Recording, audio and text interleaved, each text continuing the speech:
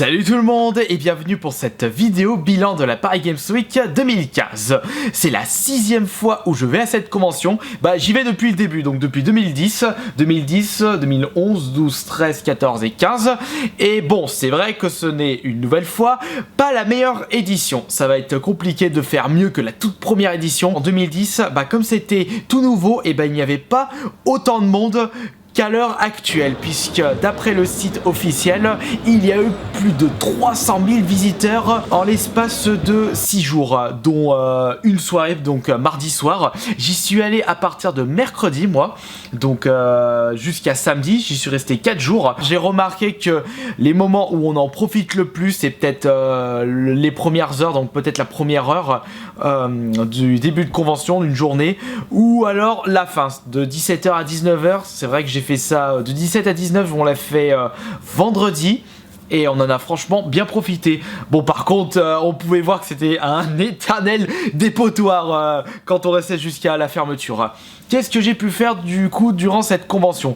Non, je ne suis pas allé à cette convention, à ce salon, je veux dire, pour tester Black Ops 3. Il fallait juste voir la queue. D'après des personnes, il y avait presque pour plus de 5 heures de queue. Non, moi j'ai fait plutôt autre chose dans ce salon. J'ai fait, quand j'ai vu qu'il y avait un stand Guitar Hero, je me suis pas empêché d'aller tout de suite, de faire des petites parties sur scène. Je me suis éclaté, c'était franchement génial.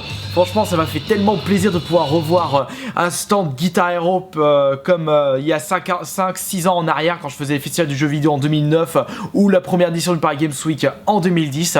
Bon, la scène n'était pas aussi énorme et imposante que celle de l'édition, la toute première édition, donc en 2010, il y avait une petite scène, mais ça suffisait. Donc bon, c'est vrai que j'ai pas encore un super coup de main et que le calibrage était moisi du slip, mais bon, on pouvait s'amuser et ça, c'était l'essentiel. Bon, par contre, la file d'attente pour tester le jeu sur les bornes ou alors pour aller sur scène, j'en ai profité puisque il y avait des tournois ou 2 tournois par jour à partir de jeudi avec des lots à gagner. Et du coup, moi, le premier tournoi, donc c'était jeudi ou mercredi, je sais plus. Non, c'était mercredi mon premier tournoi. Et bien, il n'y avait pas les super lots à gagner, donc j'étais arrivé deuxième, parce que j'ai fait un score de merde à la finale.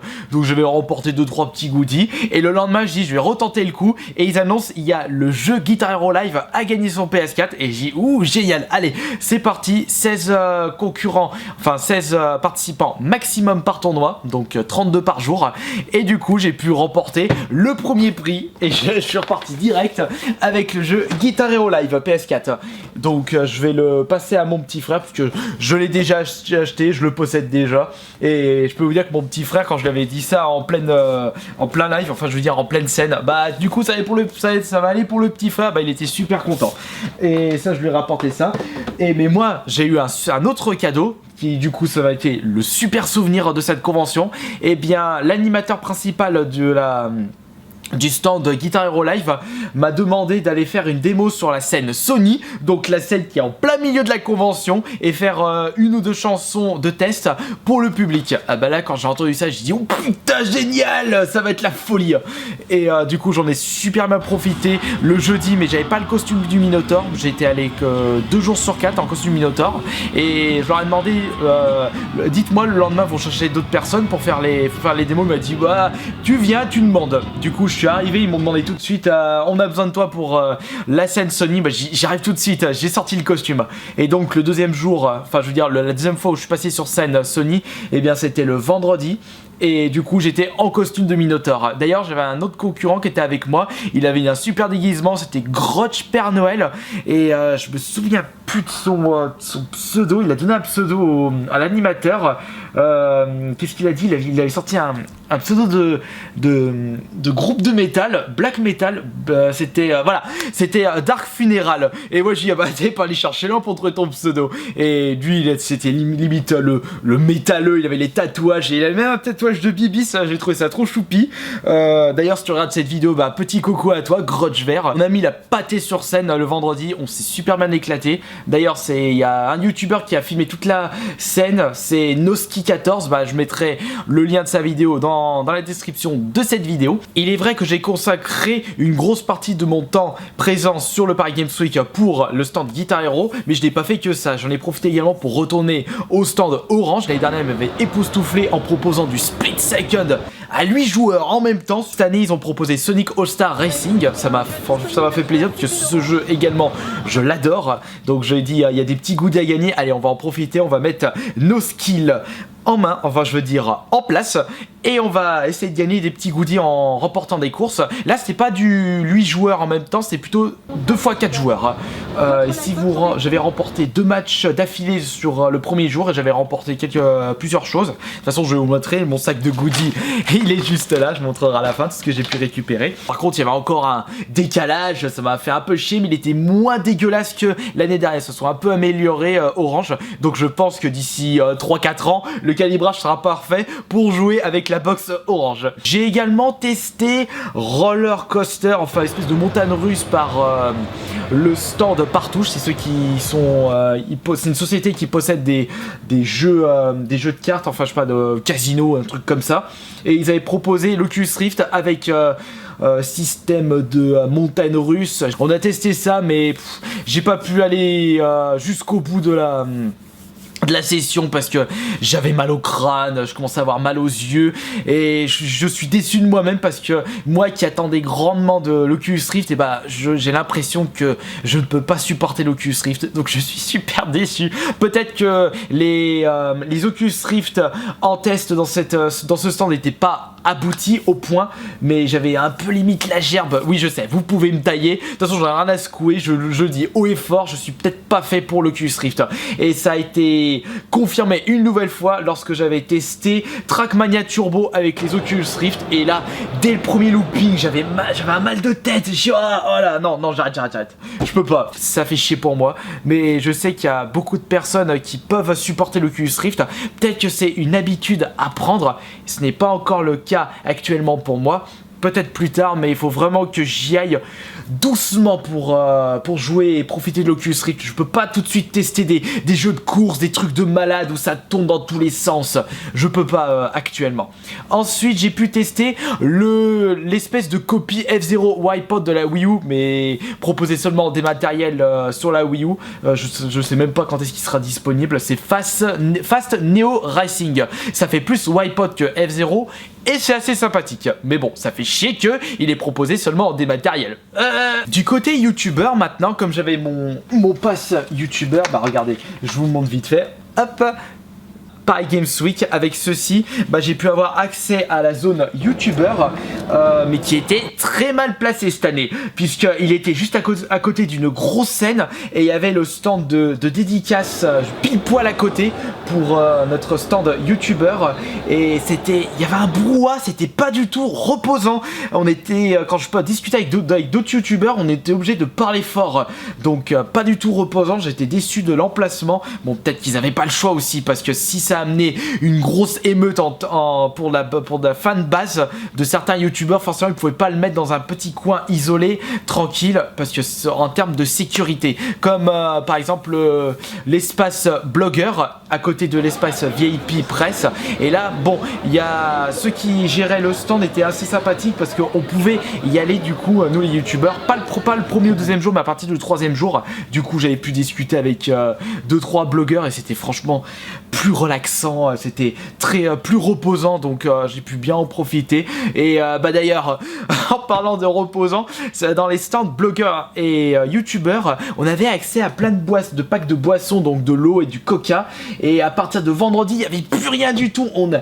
On a tout dévalisé, les youtubeurs, ils en ont pas rajouté, et du coup on a épuisé le stock de boissons. Et moi je dis merde, bon, vendredi j'avais pas apporté mon eau parce que je pensais qu'il en restait, mais à partir de samedi j'ai apporté mon eau, j'ai prévu le coup. Là de ce côté là, on a été un petit peu trop morphal côté boisson, nous les youtubeurs. Et le blogueur pareil, parce qu'ils avaient plus rien, mais à partir de samedi je crois, non vendredi, non vendredi il en restait, nous youtubeurs il n'y en avait plus vendredi, mais samedi il n'y en avait plus côté blogueur. En termes de youtubeurs, j'ai rencontré qui là-bas? J'ai rencontré donc merde, comment il s'appelle, FlashyNIRL. J'ai rencontré Nyan4. Bah lui c'est un tout petit youtubeur, enfin tout petit, hein. Il a pas 100 000 abonnés, il a pas 1 million d'abonnés, mais il est super sympa. Je l'ai déjà rencontré l'année dernière, on avait bien discuté. Bah là encore une fois, j'ai rencontré Super Connard, Amixem. Et d'ailleurs Super Connard, je rigolais parce qu'il était resté pour le stand de dédicace 2h30, 3h debout pour prendre toutes les photos, les selfies, les dédicaces. Au bout d'un moment ça commence à fatiguer, mais bon, il m'a dit moi je m'en fous, c'est la rançon du succès, et je suis super content de rencontrer tous mes abonnés. Et moi aussi d'ailleurs j'étais super content de vous rencontrer, c'est pour ça aussi que j'étais venu au Paris Games Week. Bah tiens, j'en profite, petite compilation de toutes les photos que vous avez pu prendre avec moi en musique.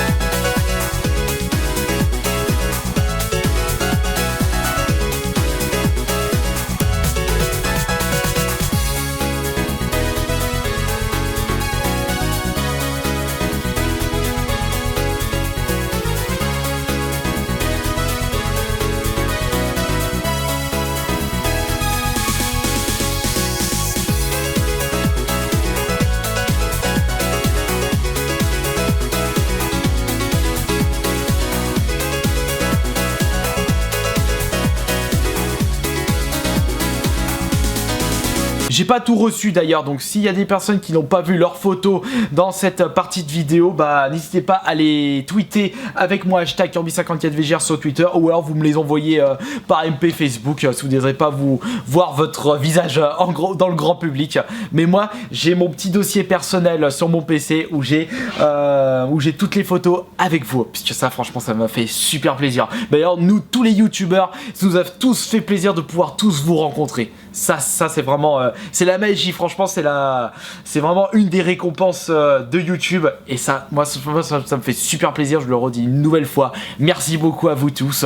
Et d'ailleurs également j'en profite pour dire, à un moment j'avais donné 2-3 coups de main à ceux qui géraient le stand YouTuber, parce qu'ils étaient débordés par tous les gens qui demandaient à chaque fois quel youtubeur il y avait dans la zone. Ils avaient dû mettre un rideau noir pour éviter que les gens, tous les curieux, ils regardent, il y a qui, est-ce qu'il y a ce youtubeur, il y a quoi. Et d'ailleurs ça m'a fait trop marrer, je voyais des petits mômes hauts comme 3 pommes, et il m'a Clara, dans leur appareil photo, il demandait excusez-moi, est-ce qu'il y a Squeezie, est-ce qu'il y a Cyprien? Moi je lui répondais bah non il est pas là, il est peut-être dans le stand Sony, ou alors il doit faire le tour du salon, donc non il est pas ici. Ils ne peuvent pas entre guillemets héberger des youtubeurs dans le stand youtubeur, parce que si il s'avère qu'il y a 2-3 fans qui remarquent qu'il y a certains gros youtubeurs comme ceux qui ont la popularité, donc Cyprien, Squeezie, Norman, vous imaginez s'ils étaient là-dedans, il suffit qu'il y a 2-3 fans qui le remarquent, mais tous les murs s'écroulent, ça aurait été comme des dingues. Déjà quand il y avait Super Connard,